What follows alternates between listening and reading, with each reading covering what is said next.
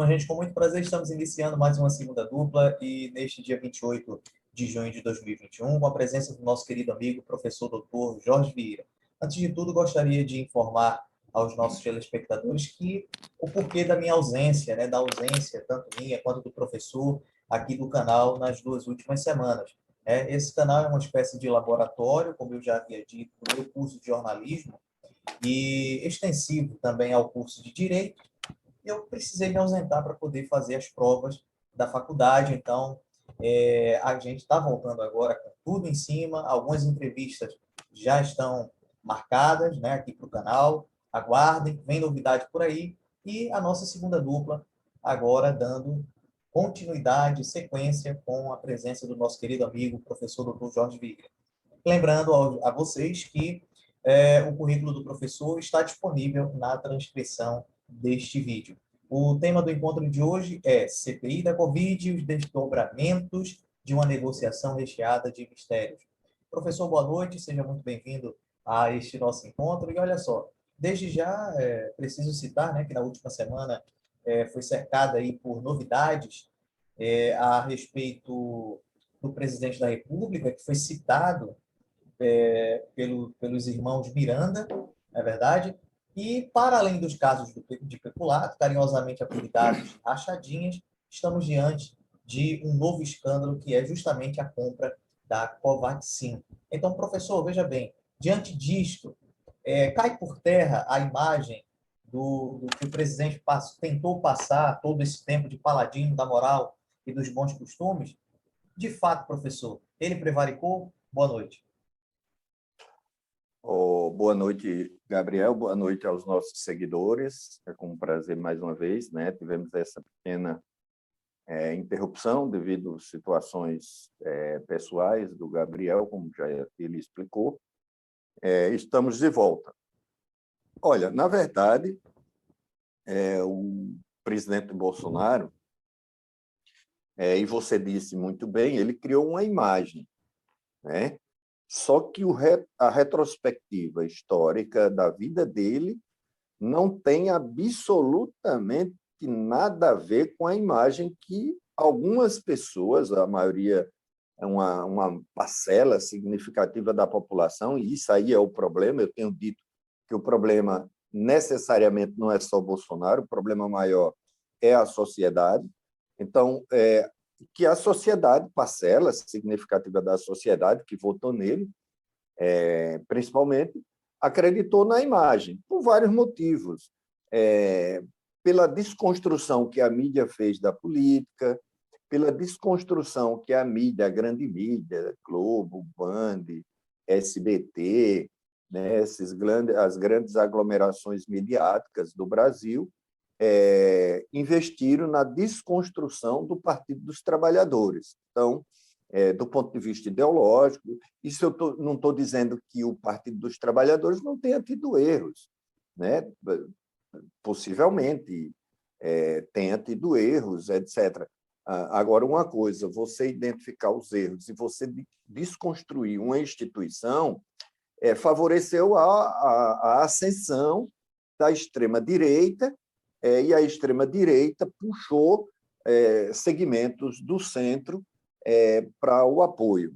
E está aí. Então, Bolsonaro nunca negou que é contra as mulheres, misógino, é contra homofóbico, é desrespeitoso sempre para com as mulheres, tanto que as principais agressões de Bolsonaro têm sido contra as mulheres jornalistas, né? Então, isso expressa o histórico dele, o modo, a maneira como ele efetivamente trata. Então, o histórico de Bolsonaro e de sua família, ele é um histórico ligado a milicianos, né? Sempre a gente que morou no Rio, né? Você também conhece o Rio de Janeiro, como as milícias dominam.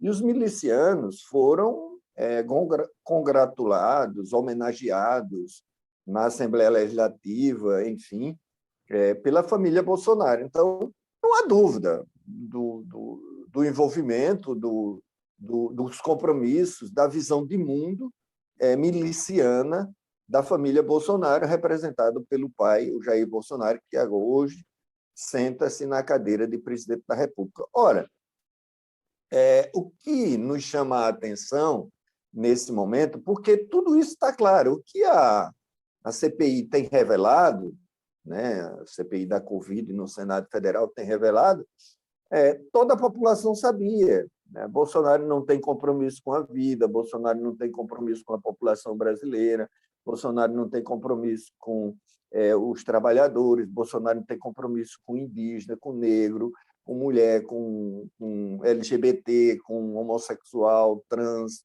Ele não tem compromisso nenhum, porque ele não tem compromisso com o meio ambiente, né? E aí, os fatos, na verdade, são tão extremos que a própria mídia que o apoiou, que consolidou essa imagem, não está conseguindo sustentar mais. Então, por exemplo, o caso do ex-ministro Ricardo Salles. O Bolsonaro diz que não teve corrupção no seu governo. Como? Se ele disse naquela fatídica reunião que tinha que proteger a família, por isso que tinha que mudar comandante da Polícia Federal, tinha que controlar a Procuradoria-Geral da República, ele fez. Ele fez. Então, ele colocou o Aras, que absolutamente nega todos esses fatos, junto com apoiando, e aí tem um papel extremamente relevante. Por quê? Porque a Procuradoria-Geral da República, o Ministério Público Federal, tem um papel de defender a sociedade e não o governo. Porque quem defende o governo é a AGU. Então, o Aras está cumprindo o papel da AGU, né? Na verdade, o Aras é o advogado tem sido o advogado do Bolsonaro, né? Do governo Bolsonaro. Então, quer dizer, ele mudou o diretor-geral da Polícia Federal, queria botar um da cozinha dele, né? Foi que o Supremo não permitiu, mas botou alguém, como ele diz, tenho o prazer de dizer, que toma cafezinho com ele, que toma cerveja, que vai, enfim, que tem um cotidiano. Quando, na verdade, a Polícia Federal tem um papel de polícia do Estado, é uma instituição do Estado e não do governo. Tem que separar essas coisas. E como a Procuradoria-Geral da República, que eu falei como as instituições, não são instituições do Bolsonaro, são instituições do governo Bolsonaro, são instituições do Estado brasileiro, como o Exército, etc. Tal. Então, ele confunde muito essas coisas, infelizmente, para os interesses de proteção da sua família, porque, por incrível que pareça, eu nunca vi um negócio desse. Toda a família está envolvida com recebimento de propina. Então, e a mulher dele, que recebeu do Queiroz, né, e o Aras engavetou,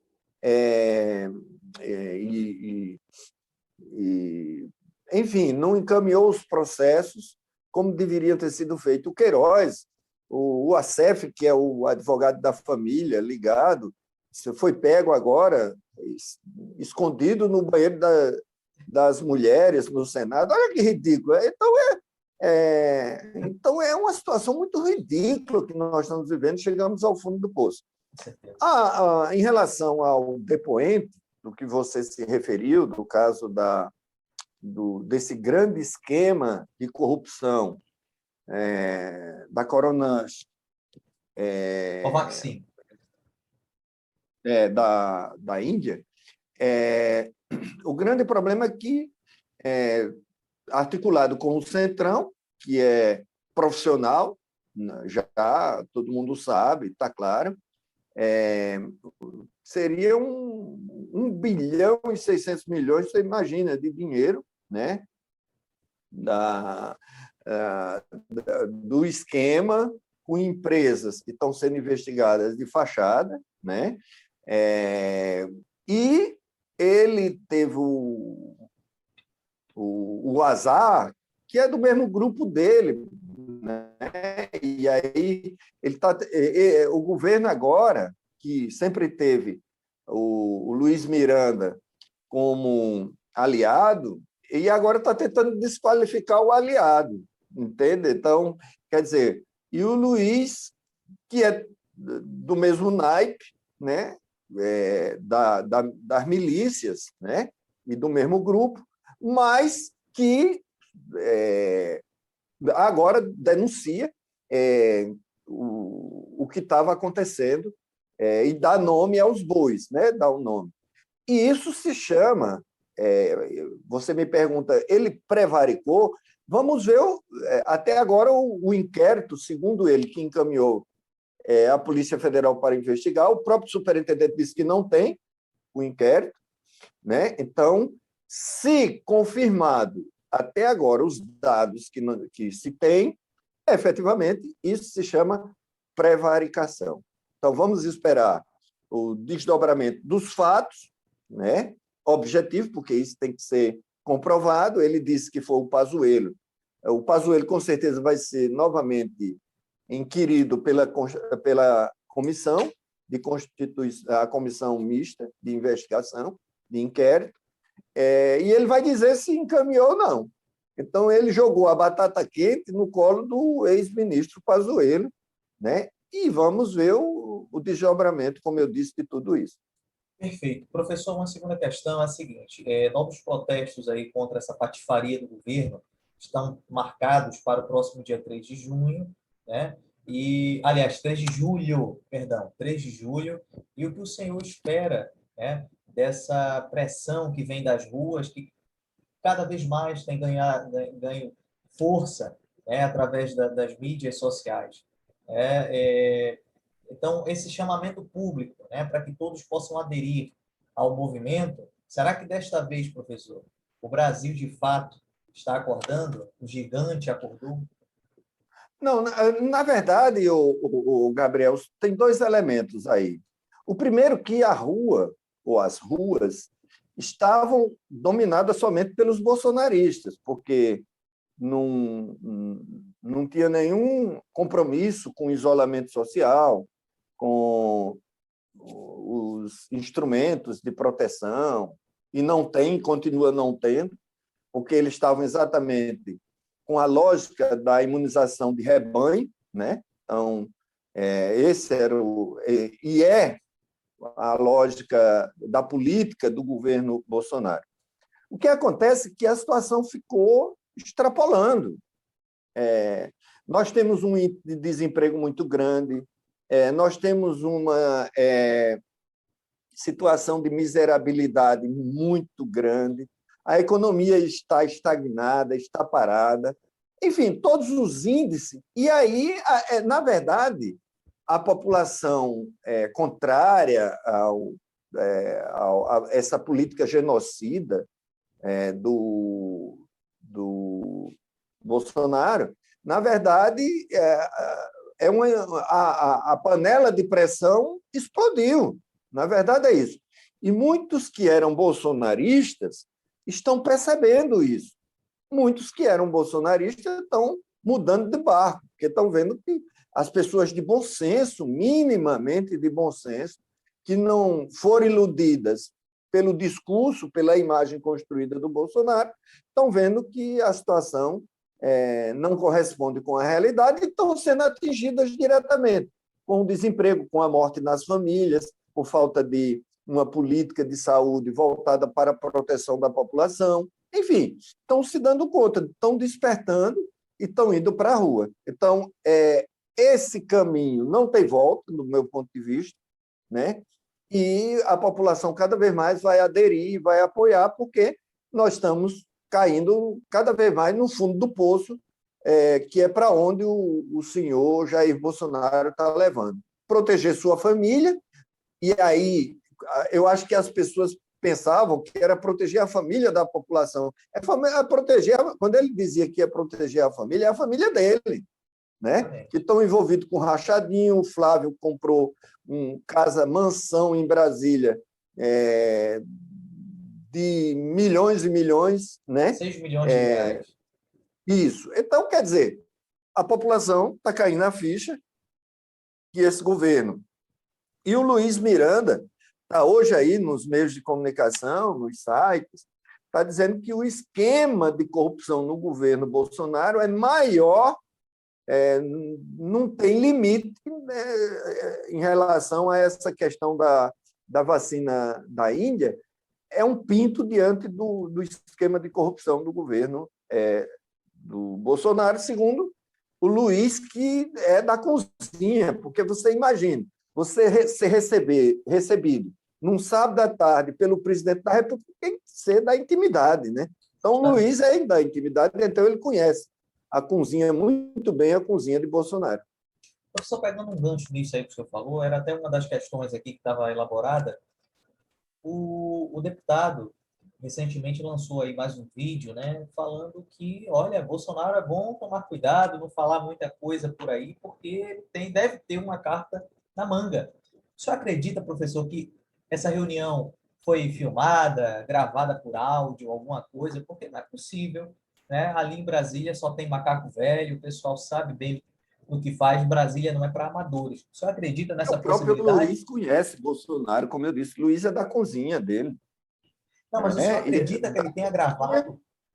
Isso, da cozinha, do perfil, do staff, né, do Bolsonaro. Olha, o que ele disse é que ele pode ter uma surpresinha, né, mágica, tal. Ele está deixando claro que ele gravou, ou ele ou o irmão,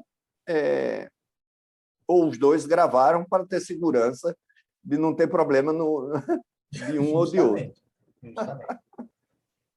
O professor, é o seguinte, o senhor escreveu um artigo maravilhoso, tá? Eu li o artigo da revista RM.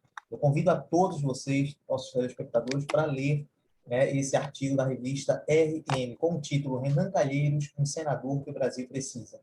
Durante o seu artigo, né, eu tive o prazer de lê-lo, como eu já falei, eu observei que o senhor faz uma análise com muita propriedade a respeito, e positiva, né, a respeito da participação do senador alagoano na condução dos trabalhos da CPI. E até citou o ex-presidente Lula, né, quando o senhor fala o seguinte, abre aspas, o Brasil começa a dar sinais de retomar, né, os trilhos da esperança de reconstrução do país e da dignidade da sua população, fecha aspas. O senhor poderia fazer, então, professor, aí um breve resumo, né, desse artigo que o senhor escreveu e qual a importância, de fato, do senador Renan Calheiros nesse processo?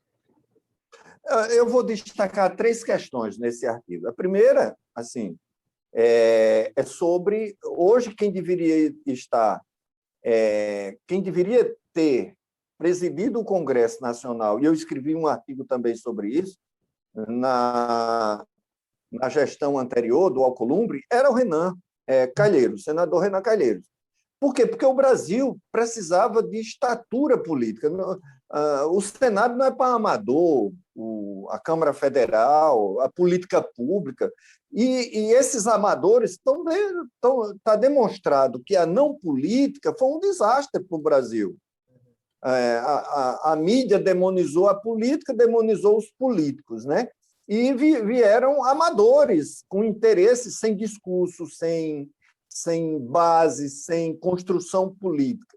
Então, lá eu escrevi que, quando o Alcolumbre foi eleito presidente do Senado, eu já disse que o Brasil estava acéfalo, né, nesse artigo, que era para ter sido um senador da envergadura do Renan Calheiros para presidir o Senado, que iria contrapor essas políticas nefastas do presidente Bolsonaro. Então, quer dizer, se fosse o Renan, naquele momento, presidente, muito das coisas não teriam acontecido, não estariam acontecendo como estão agora. Com certeza, porque Renan ia se contrapor, não ia se submeter, porque pela envergadura, pelo que ele significa politicamente no Brasil. Essa é a primeira coisa. A segunda coisa, que é importantíssima, né? A relatoria do Renan está demonstrando o que eu disse sobre anteriormente, né? Porque ele tem tido uma condução extremamente institucional, uma condução democrática e tem levado efetivamente, passo a passo, a condução para o que nós conhecemos hoje, né? E a terceira, finalmente, é essa esperança que nós estamos tendo de que, efetivamente, o ex-presidente Lula, com seus direitos agora restabelecidos, direitos políticos, infelizmente, por toda a parcialidade que está julgado pelo Supremo Tribunal Federal, que nós dizíamos, nós sempre dissemos isso, do Moro, que foi levado como ministro, super-ministro, que tornou-se nada, né, com o governo Bolsonaro, que ele detonou, usou o Moro, que tinha um projeto pessoal de ir para o Supremo Tribunal Federal. Então, é um carreirista, que foi demonstrado, e todo carreirista, o fim dele é esse. O fim dele, quem é Moro hoje? Até para uma palestra que ele foi convidado, foi desconvidado depois porque provocou a insatisfação de todos os membros do colegiado dos juristas, né? Então, quer dizer, as pesquisas apontam exatamente a esperança de que Lula efetivamente agora a gente pode ter uma esperança no final do túnel, que ele já comprovou pela experiência, carisma e liderança que ele tem no Brasil, de reconstruir esse país depois dessa catástrofe bolsonarista. Perfeito. Professor, uma última questão para a gente fazer aqui o nosso encerramento com chave de ouro. Eu queria falar o seguinte, olha só, tem gente aparecendo de supetão, como, por exemplo, agora, a ex-mulher do ex-ministro da Saúde, Eduardo Pazuello. Estão aparecendo, querendo depor na CPI da Covid. Então, olha só, tivemos já a bomba aí dos irmãos Miranda, do deputado e o seu irmão, o funcionário lá do Ministério, e que, com certeza, eu queria perguntar bem objetivamente agora para o senhor.